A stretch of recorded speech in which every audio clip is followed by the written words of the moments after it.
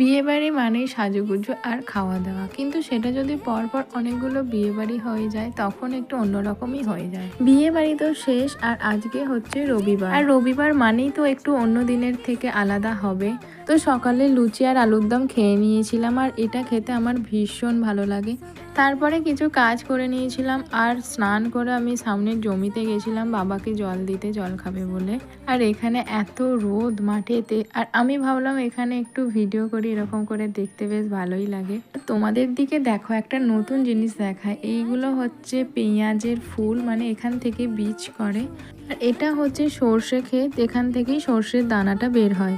আর বাড়ি এসে দেখি মা চিকেন করছে, আর আমি একটু দাঁড়িয়ে দাঁড়িয়ে দেখছিলাম আর ভাবছিলাম কখন চিকেনটা কষা হবে, আমি একটু খাবো।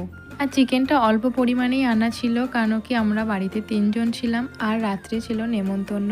আর এই যে চিকেন কষা হয়ে গেছে, আর আমি খেয়েও নিয়েছিলাম। রবিবারটা এইভাবেই কাটলো। ভিডিওটা কেমন লাগলো অবশ্যই জানিও, আর চ্যানেলটি সাবস্ক্রাইব করতে ভুলো না।